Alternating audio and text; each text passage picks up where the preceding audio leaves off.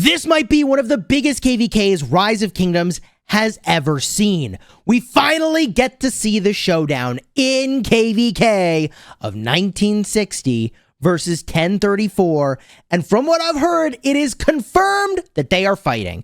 So stick around in this video for the details you need about this crazy KvK that just had matchmaking revealed.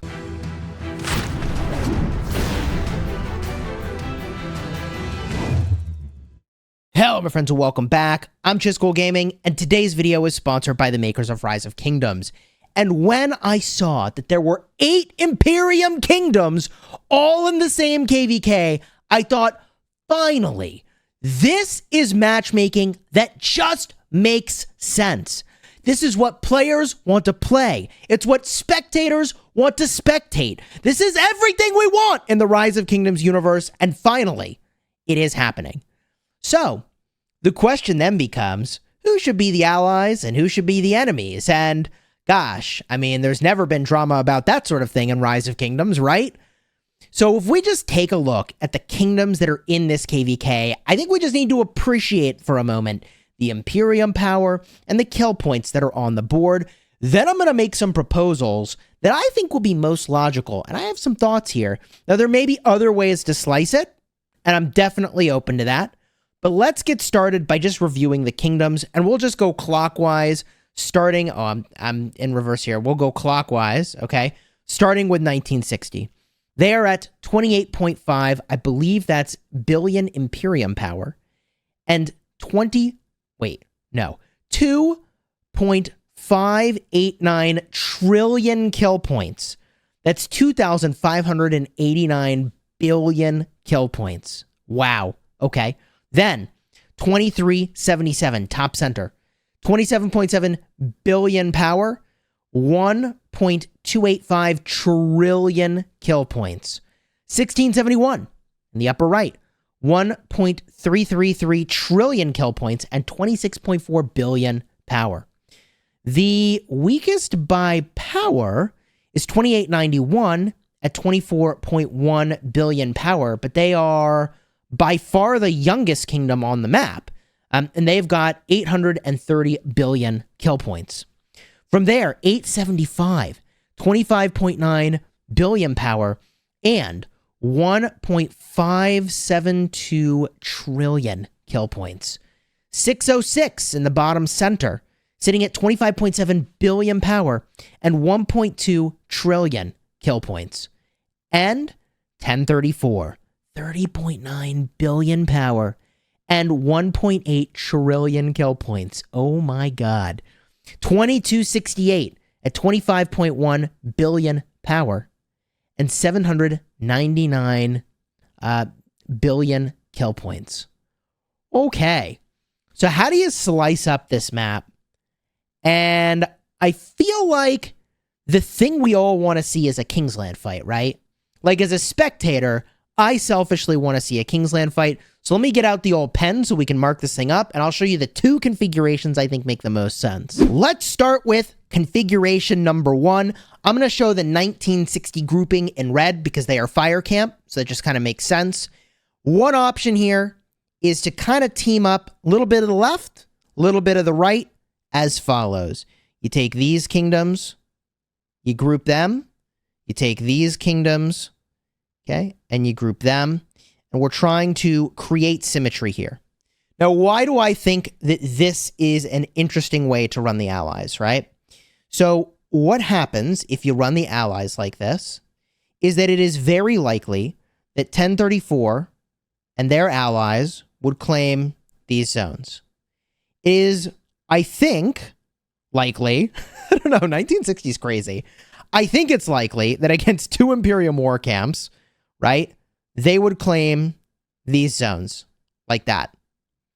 This means that it is very likely that 1960 is able to claim here, and their allies claim here, and that positions them for a Kingsland fight that looks amazing. Would you not agree? I feel like that is a really solid Kingsland fight. Now, I did a summary of the data, okay, for this particular setup. And in this configuration, you're looking at 103.6 billion power for the 1960 group versus 110.7 billion power for the 1034 group. So this would favor the 1034 group by power, but the opposite is true only by a little bit when we look at kill points. You're looking at 5.79 trillion kill points for the 1960 group and 5.648 trillion kill points for the 1034 group. So I would say that this configuration by power, I would say that favors 1034, and it slightly favors 1960, but not really by a relevant amount. I mean, 150 billion kill points. I mean, that ain't nothing, but it's not a dramatic amount of kill points in the grand scheme of things. I mean, heck, I've been in KvKs where they said, oh, you got 2 trillion less kill points than us. It's fair. Anyways, so I don't know the exact number. I'm kind of exaggerating there. So if this configuration gets a really nice Kingsland fight, but if we think that's not fair, well, what's the other way you could swing the allies here to get a really nice Kingsland fight just like this? Well, there is another way to do it. So let's get a fresh map. We'll draw on this fresh map over here, okay? And the way you do this is you just kind of reverse who you pair up. So instead of doing sort of a left-right configuration, you do a sort of top-bottom configuration like this. This would mean that 1960 and their allies would likely claim these zones and also these zones. And 1034 and their allies would likely claim these zones and these zones here. Now, there would be a lot of fighting in order to make that happen. I mean, the reality is that, like, initially, 1960 probably takes this zone, and, well, they take this zone, and then they would move into this one, and, there would be fighting here, and you can extend that for quite a long time with forts, so it's not as cut and dry as I'm drawing it out, is what I'm trying to say. I know I'm oversimplifying for the sake of, like, a video that's not an hour long, but it's a little tricky to break down this whole thing. You can really kind of resist in a zone for a while if you want to. Right? So like 1034 could do the same thing against 1606 if they wanted to, right? So it's, who knows exactly what each team would decide to do, where they would decide to fight. I'm just saying it could create kind of a cool Kingsland. If they wanted to go with this option of the sort of 1960 top versus bottom setup, and it's not exactly top versus bottom because we could look at that as well. But in this configuration, you're looking at 107.8 billion power for the 1960 group and 6.654 trillion kill points. And this is the problem, however, with this configuration, is that this leaves the 1034 group with less power at 106.5, but it's actually very close. That's actually like barely less power, 106.5 billion power, very close to the 107.8, but only 4.784 trillion kill points. So they would be down by 2 trillion kill points. I don't think that can't possibly be fair. That is a huge amount of kill point difference. So although this would create a cool Kingsland, you're basically banking on the potential of 2891 and 2268, and you're basically saying these kingdoms are younger, but they're still hard hitting, and they just haven't had as much time to accumulate kill points. And I don't know that that's necessarily true. I think for 2891 that's probably true. But I think that those kill point numbers in both 2891 and 2268, compared to these other kingdoms that are here, could be representative of their relative punching power with regard to their depth of rosters and the number of players that have deep rosters. So I feel like between the two setups, probably the more reasonable one is here. I think this is the better setup, but this kind of has the power disadvantage if you were to go with this. Now, of course, there are other things that you could do, right? There are other ways to run it. For example, One way that you could run it is that you may have noticed that the top of the map does have, I think, a higher proportion of sort of power and kill points. And I could do the math real quick to see, okay, what does this look like? But functionally, how does this actually perform? Let's talk about that for a second. You'd basically have 1671 going and taking this zone, and 1960 taking this zone, okay? You have 2377 pretty much stuck. So I'm going to draw them right there. They're kind of stuck in here, and stuck in here, and stuck in here for quite a while. Like, they can't go anywhere and participate in this fight for quite some time. So if 2377 is going to get in the fight before Kingsland, what would have to happen? When the next zones open, 1960 would have to figure out some sort of hold, and 1671 would have to figure out some sort of hold against what would become sort of a 2v1 in these positions. Okay? So this creates a sort of 2v1 in these positions. But the weirdness here is that, again, you've got a kingdom. In this case, it's 1606. That's just kind of sitting here like, bro, I can't participate in this fight until some passes open up. And that is because zones are sort of broken up here in thirds. I've called them sort of triangles before. So there's these weird groupings of zones where you just don't get access to each other until these passes open up, which is later down the road. See the weirdness here?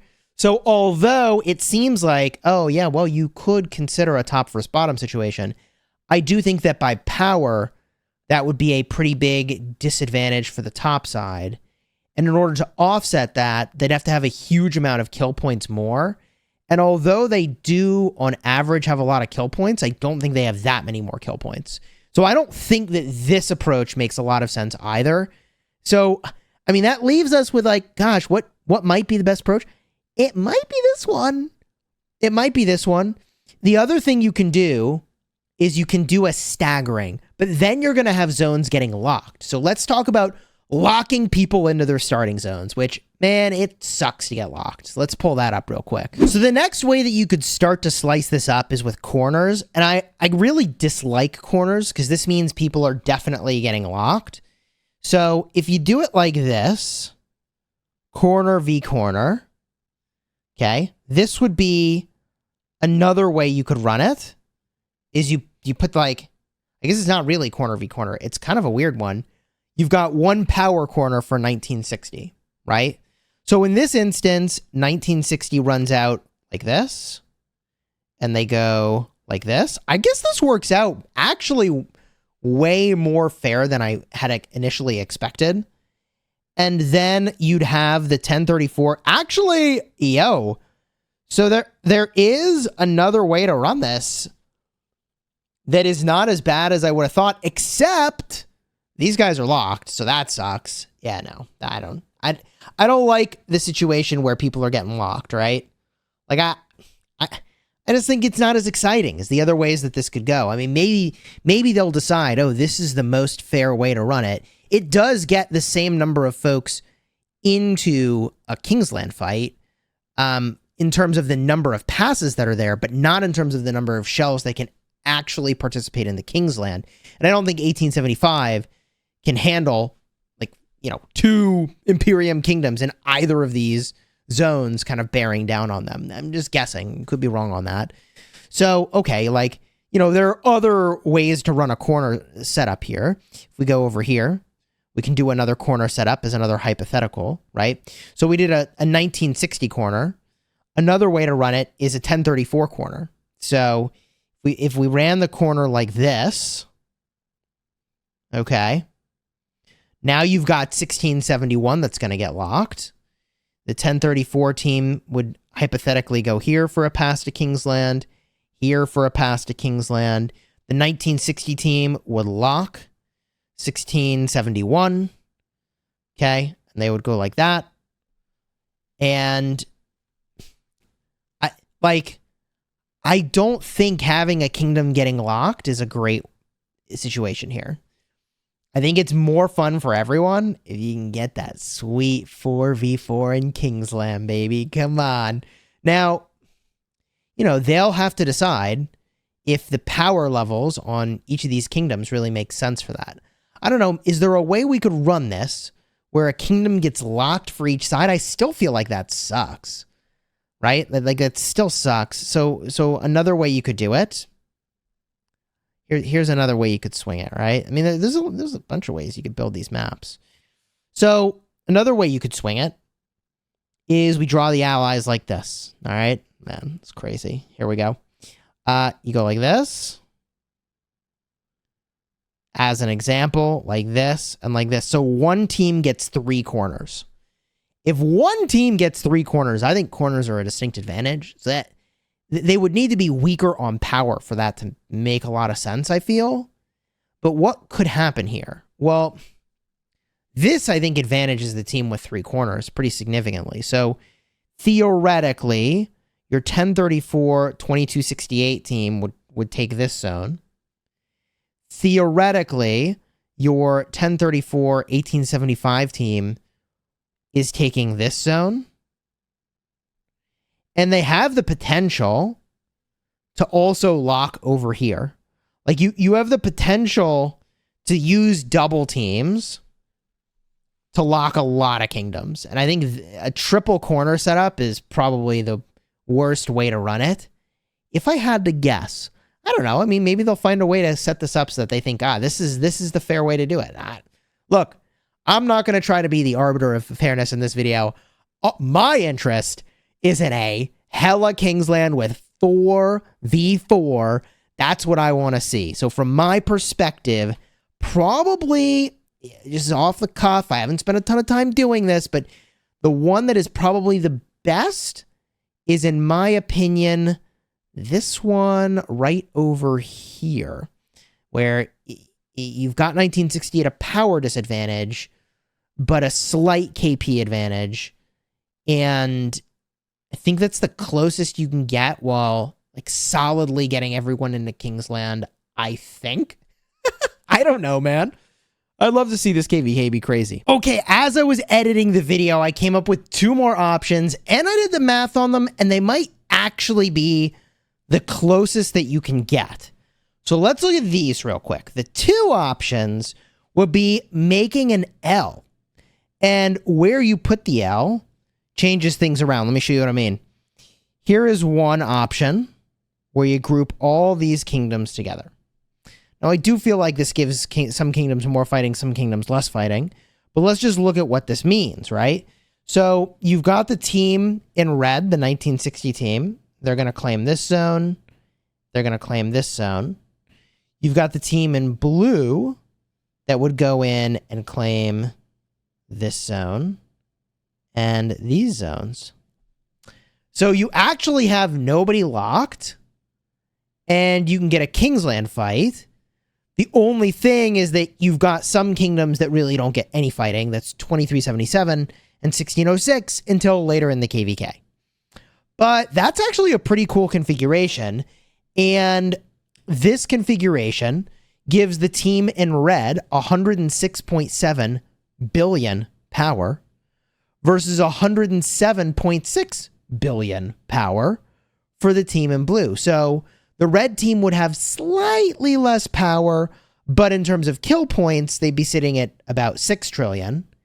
And the team in blue would be sitting at about 5.4 trillion. So 600 million kill point advantage is non-trivial. That's almost the entirety of one of these kingdoms worth of kill points.